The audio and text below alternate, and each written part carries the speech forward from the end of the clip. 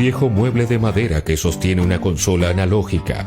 A las 2:25 viene y se me acerca, se me para al lado y me dice: ¿llamaste? Un cajón trabado que ocultó durante años un libro amarillento. En la mitad de la sesión del primer tema, se saca los auriculares, se para, viene y me dice: ¿llamaste?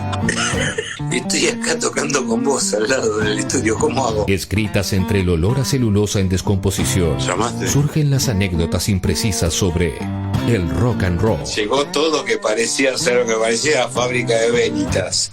Con todo lleno de cosas y me dice: al fin llamaste.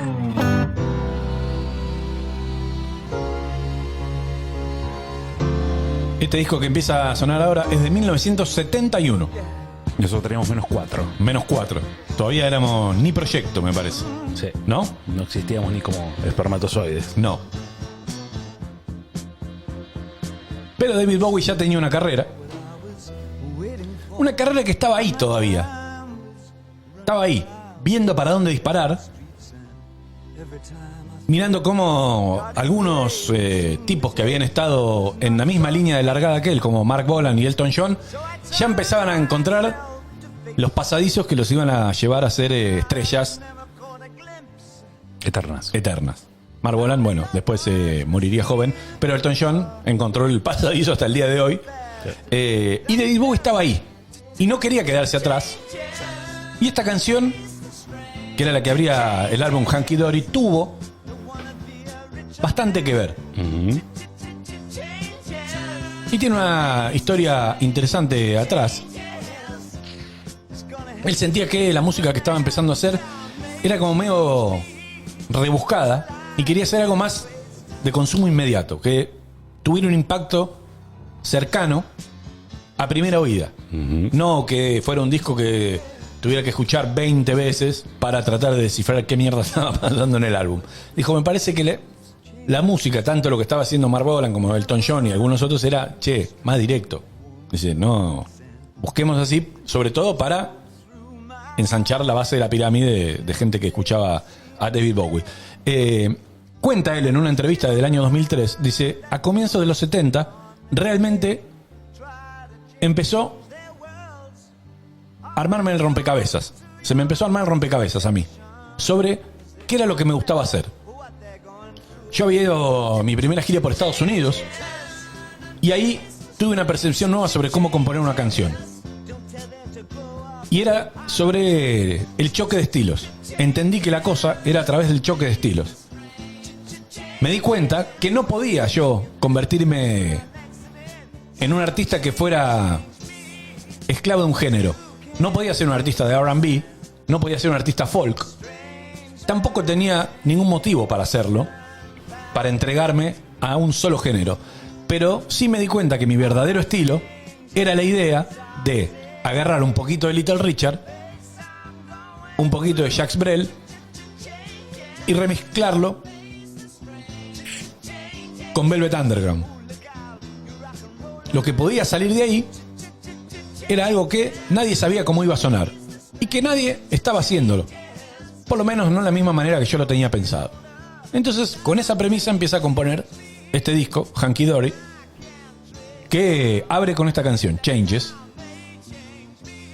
que según cuenta Bowie, empezó como una parodia de una canción de cabaret, de nightclub. Pero después él empezó a retorcer un poquito, a hacerla un poquito más híbrida, traer cositas de jazz, de boogie woogie, y hasta un estribillo Beatle, ¿no? Porque el estribillo es muy Beatle, sí, indudablemente. Y él empieza a trabajar primero con una guitarra acústica, pero en un momento se da cuenta que era mejor encarar por otro lado. Él tenía una guitarra acústica de 12 cuerdas, pero en un momento dice, no, con la guitarra no, tenemos que abrir otro espectro. Y agarra un piano, un gran piano, un piano de cola, que tenía en Haddon Hall, que era donde él vivía. Angie Bowie dice, amaba ese piano. Era tan fantástico como músico que tenía un approach que no venía del estudio, sino de la oreja, del oído que tenía el pibe. Y entonces tenía la habilidad de agarrar un instrumento, sentarse cualquiera fuera el instrumento, y en los primeros momentos ya moldear una canción. No importa, podía ser un piano, una guitarra, lo que fuere. Entonces, descubrió que escribir en el piano, o a partir del piano, le daba un montón de posibilidades, porque el piano está asociado a muchos más géneros por ahí, que la guitarra acústica. Entonces podía encarar algo por el lado clásico, algo por el lado del vodevil o el cabaret. Todos los estilos le encajaban dentro de ese piano. Graba unos demos, entre los cuales estaba Changes, y no es muy diferente el demo a lo que terminó siendo la canción, pero la parte del piano no estaba redondeada del todo, porque no era un gran pianista él. Sabía tocar el piano, pero... Claro. Entonces, ¿qué dice? Acá tengo ya un sesionista que la tenga clara y que haga lo que yo quiero. Lo llama Rick Wakeman, que es un señor pianista. Tranca. Le dice, loco, mira, toca el piano y mejorame un poquito. Ponele tu chimichurri a esto. Así, cuando grabamos el disco queda mejor. Rick Wakeman cuenta, ella sabía todo lo que quería para la canción. Sabía lo que la música necesitaba en cada parte. Y entonces lo que hizo fue agarrar los músicos que podían tocar lo que él tenía en su cabeza, y que también le podían agregar alguna cuota de impronta personal. Fui a su casa y él tenía esta guitarra acústica que yo menciono. Le toca todas las canciones del disco. Todas las canciones. El Hanky Dory tiene exactamente 11 canciones. Le toca las 11 canciones y Rick Wakeman dice, este disco es una bomba. Agarré una hoja de papel, dice Rick Wakeman, y empecé a anotar algunas cosas donde yo podía colaborar. De pronto paro y le digo, vos sabés lo que tenés acá, ¿no? Dice, este es el mejor rejunte de canciones que puede haber hoy, le dice Rick Wakeman a Bowie. Y le digo, te digo más, no tengo plata ahora, porque no soy millonario, pero si yo tuviera plata, pondría toda mi plata apostándote que este disco en particular, que él ya me había dicho que se iba a llamar Hanky Dory, dice Rick Wakeman, que este disco en particular va a ser un disco relevante aún cuando vos y yo no estemos en la Tierra. Ahí nomás, a primera oída. No le erró. No. Para nada. Rick Wakeman sigue vivo, pero sigue siendo un disco relevante aún con Bowie muerto. Bowie se ríe. Dice, boludo, ¿qué te...? Y Rick Wakeman dice, no, boludo, te digo en serio. Es una locura esto. Y cuenta Wakeman que Bowie le dijo, toca lo que quieras. Haz lo que quieras. En la canción, pero al mismo tiempo le dijo, quiero esto. Es decir, le dio libertad total para hacer lo que Bowie quería. No era dar la libertad. De hecho, el propio Wakeman reconoce que la parte del piano que hace clan, clan, clan en Changes, Bowie ya la había grabado así. Él la tocó un poco mejor, digamos, porque era Rick Wakeman. O sea, lo tenía en su cabeza, lo que no podía es ejecutarlo. Ejecutarlo con la precisión que un Bowie hubiera requerido, claro. Dice, la verdad que es un arreglo muy simple, pero bueno, viste cómo son las cosas. A veces lo simple es lo que realmente funciona y lo que hace que la canción sea pegadiza. Después de esa reunión con Rick Wakeman, se van a grabar a los estudios Trident en Londres, donde empiezan las sesiones de Hanky Dory en junio y julio de 1971. Todos los músicos de Bowie, el productor Ken Scott y el propio Bowie, trabajaban desde las 2 de la tarde hasta la medianoche, de lunes a sábado. Sin interrupciones, salvo para tomar el té, o comer algo, o tomarse una botella de vino. Esas eran las interrupciones que había. Un trabajo a látigo. Los músicos, había muchos que eran parte de la banda de Bowie, pero no habían grabado nunca en un estudio. Eran músicos nuevos. Y había una sensación de energía, de excitación dentro del estudio. El baterista, Woody Woodmansey, dice, honestamente, yo creo que él no tenía las canciones terminadas. Había cierta estructura dándole vuelta, pero él estaba más enfocado en las letras. Y por eso creo que este disco tiene un approach único, sobre todo en la parte lírica, porque él llegó a una poesía muy, muy refinada y empieza a grabar. Otro de los músicos que grababa por primera vez Trevor Bolder, bajista, dice, fue la primera grabación que yo hice en mi vida. O sea, muy tranqui. Arrancó tranqui. Sí. Solo estar en el estudio era una emoción para mí. Y el approach que tenía Bowie era muy tranquilo. Dice, nada de cosas rebuscadas. Llegábamos al estudio, Bowie nos tocaba una canción. Probablemente siempre se trataba de una canción que nunca habíamos escuchado antes. No es que venían ensayando ni nada. Bowie les pasaba la canción en la guitarra y después nosotros le hacíamos unas pasadas y después grabábamos.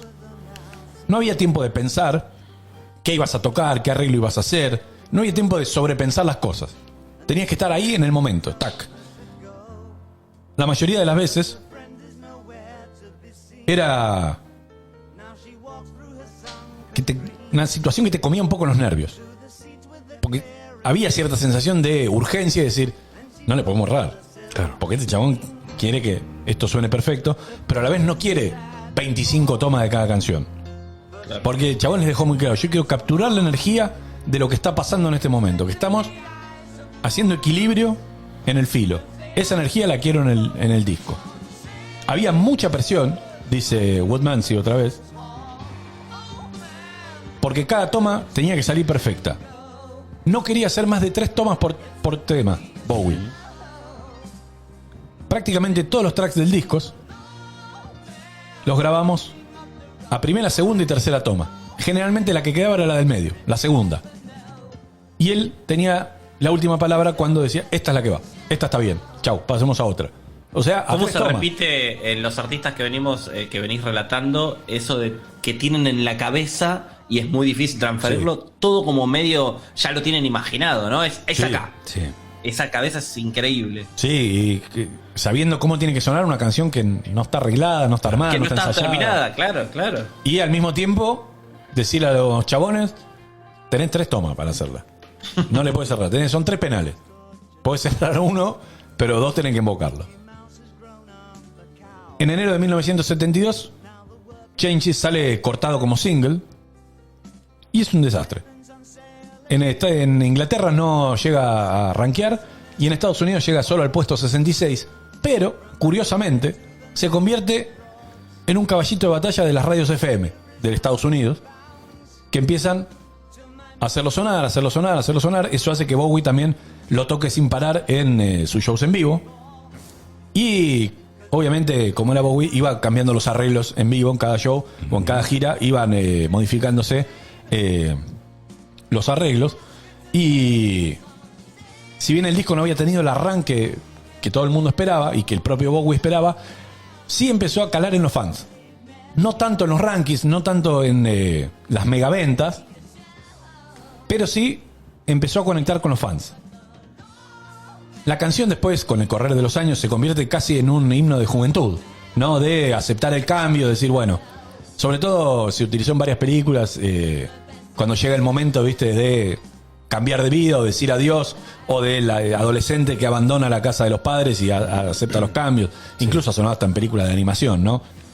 Hoy es en publicidades también, la hemos visto. Es casi un lugar común de cuando alguien decide dar un momento de cambio en su vida. Claro. Pero en ese momento conecta con la gente y Bowie también lo entiende así. Dice, Hunky Dory me dio una base enorme, fabulosa, y me dio por primera vez la sensación de, podemos hacer lo que querramos. Podía yo pedir un poco del equipaje del pasado, podía amalgamar las cosas como yo creía que iban a sonar en el futuro y armar con eso algo para darle a la gente que escuche en el presente. O sea, el tipo dice, agarro esto del pasado, me gusta. Claro. Esto va a sonar así en el futuro, lo tuneamos como nosotros creemos que la música va a ser en el futuro, juntamos esas dos cosas y te doy algo para escuchar hoy. Una visión más muy amplia, ¿no? Y también lo que me dio, por primera vez en mi vida, dice Bowie, fue un público real, una audiencia actual. Digo, me pasaba mucho que gente se me acercaba y me decía, loco, qué buen álbum, qué buenas canciones. Nunca me había pasado, dice Bowie. Entonces ahí yo sentí que había una conexión con el fan, directa, que no tenía que depender ni de los rankings, ni de las radios, ni de nada, sino que el fan había encontrado mi propia audiencia. Y ahí el tipo dice, ahora estoy encontrando mis propios pies. Ahora siento dónde estoy parado. Ahora siento que puedo comunicar lo que yo quiero comunicar. Y la pregunta que siguió a todo eso, dice Bowie, es, bueno, ¿y ahora qué hacemos con eso? Y bueno, lo que hizo después ya se sabe, ¿no? Fue una carrera espacial directamente y se convirtió en un ícono por su propia cuenta. Así que para rematar esta anécdota de Hunky Dory, cómo fue grabado y cómo Changes, cosita. sí. No, pensaba en lo siguiente, estábamos hablando justo de que cosas envejecen y demás. Las canciones de este disco, en mi opinión muchas de Bowie, son imperecederas. Vos agarrás estas 11 canciones y resisten el paso del tiempo. Eso también es como, ¿por qué hacen grande un disco, no? ¿Por qué lo hacen enorme? Bueno, para mí es eso. Yo tengo la sensación igual que, salvo la música disco, Sí. todos los discos grabados en los 70 resisten mucho mejor el paso del tiempo que un disco de los 80. Sí, los 80 están como muy ligados a las condiciones de producción y a esa moda. Está bien que ahora se está revisitando la música disco, pero es verdad que esto, no sé, inclusive en las versiones de artistas nuevos, agarran estas canciones y las resisten, las otras es más complicado. Sí, y también es bueno el cambio tecnológico que se da en los primeros 80 con esa tecnología que en ese momento era de punta y de pronto empieza la carrera tecnológica y queda obsoleta rápido. Hace que también esa música suene como medio obsoleta. Pero bueno, para rematar entonces la anécdota, escuchamos Changes de David Bowie en Hagan Correr la Voz.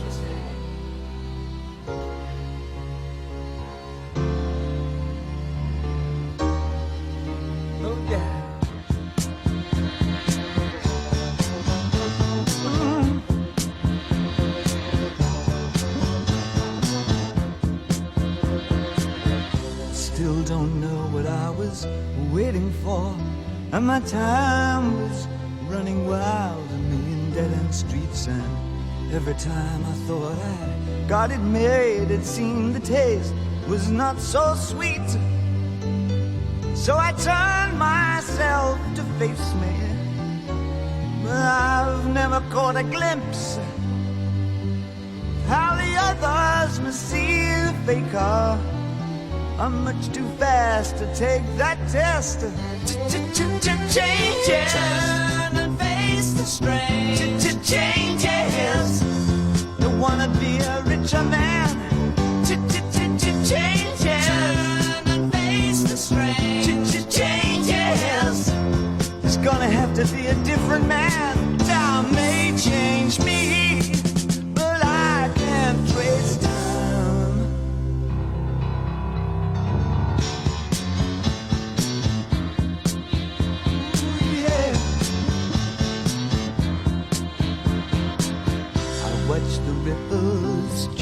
The size, but never leave the stream of warm and permanent sand.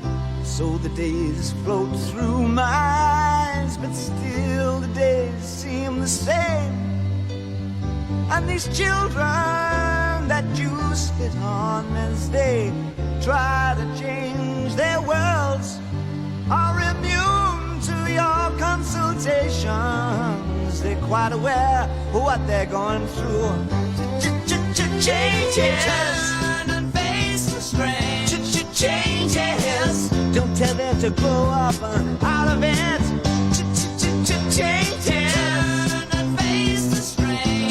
Changes. Where's your shame? You've left us up to her neck.